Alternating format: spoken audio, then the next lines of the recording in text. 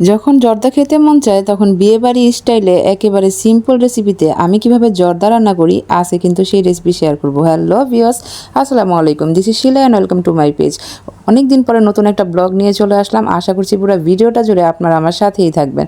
তো আমি এখানে পোলাও চাল, যেটা 1.5 পট চাল নিয়েছি। তো প্রথমে পানিটাকে ফুটিয়ে নিয়ে তারপরে চাল দিয়েছি, আর ফুটানো অবস্থায় কিন্তু আমি এই ফুড কালারটা ব্যবহার করেছি, যেটা অরেঞ্জ কালার, জর্দা সুন্দরী যাকে বলে। জর্দাটা অনেক সুন্দর কালার আসবে এই জন্য। তো চালটা যখন প্রায় 80% সিদ্ধ হবে তখন কিন্তু আমি এটাকে একটা চালনির মধ্যে ঢেলে তারপর চালটাকে ঠান্ডা করে নিব। আসলে চালটা যতটা ঠান্ডা হবে তার উপর ডিপেন্ড করবে পোলাও জর্দা, যেটা অনেক ঝরঝরা হবে। আর যদি গরম অবস্থায় দিয়ে দেওয়া হয় তাহলে কিন্তু সেটা ঝরঝরে হয় না। তো ফ্যান ছেড়ে আসলে চালটাকে ঠান্ডা করে নিতে হবে। তো আমি পুরো ভিডিওতে দেখাচ্ছি যে আমি আসলে কিভাবে রান্না করেছিলাম পুরো প্রসেসিংটা। তো ভিডিওটা লাইক ফলো শেয়ার করে দিবেন। তারপরে আমি একটু পানি দিলাম, তারপরে চিনি দিচ্ছি, একটা শিরা তৈরি করব। আর এখানে আমি আরও দিচ্ছি ঘি, তারপরে গরম মশলা, তেজপাতা। এই যে আমি চালটা ঢেলে ঠান্ডা করছিলাম আসলে নেড়ে নেড়ে। তারপরে এইখানে সব কিছু দিয়ে আমি একটা শিরা করে নিব আসলে। তো রেসিপিটা কেমন লাগলো কমেন্টে জানাবেন, আর এভাবে কারা কারা রান্না করেন সেটাও কিন্তু আমাকে কমেন্ট করে জানাতে ভুলবেন না। এটা একটা কমলা লেবুর রস, যেটা মালটার রস আমি করেছিলাম, সেটা দিয়ে দিলাম সুন্দর একটা ফ্লেভার আসার জন্য। এভাবে ঘি দিয়ে দিচ্ছি। এটা যখন চিনিটা একেবারে গলে যাবে তখন আমি এখানে চালগুলো দিয়ে দিব। তো এই পর্যায়ে বলে নিচ্ছি যে আমি জানা সত্ত্বেও কিন্তু চালটা বেশি ঠান্ডা করতে পারিনি, কারণ আমার ঝুড়িটা ছোট ছিল।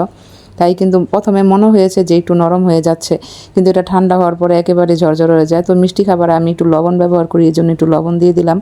আজকের ভিডিওটাকে ফেসবুক পেজ থেকে দেখছেন, প্লিজ পেজটা ফলো করে দিয়ে ভিডিওতে লাইক করে দিবেন। এই পর্যায়ে আমি একটু পাউডার দুধ দিয়ে দিচ্ছি, তারপরে ঘি দিয়ে দিলাম আর একটু সুন্দর একটা ফ্লেভার আসার জন্য। শেষ পর্যায়ে ঘিটা দেওয়া অনেক বেশি জরুরি। তারপরে বাদাম, কিশমিশ সব কিছু কেটে নিয়েছিলাম, সেগুলো দিয়ে দিলাম।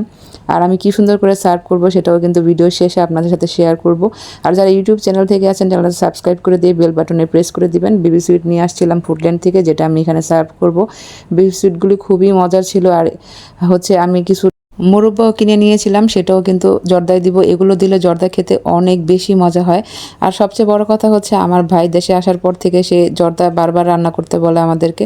তো যেমন পারি রান্না করে খাওয়াই, তারপরে বাইরে থেকে কিনে আনা খাওয়ার চাইতে ঘরে রান্না করে খাওয়াটা আমার কাছে মনে হয় বেশি ভালো। তো এই যে ছোটো ছোটো করে কেটে তারপর মোরব্বা দিয়ে দিলাম। আর চালটার কালার কিন্তু খুবই সুন্দর হয়েছে। জর্দাটা রেডি, এরপর বেবি সুইট দিয়ে আমরা জাস্ট সার্ভ করব।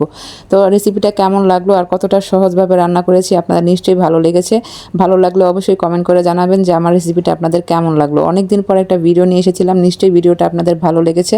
নতুন কোনো রান্না নিয়ে নতুন কোনো ভিডিওতে আপনাদের সাথে আমার আবার দেখা হবে। সে অবধি কিন্তু সবাই ভালো থাকবেন, আর আমার জন্য দোয়া করতে ভুলবেন না। আর এরকম রেসিপি দেখার জন্য পেজটা ফলো করবেন। আল্লাহ হাফেজ।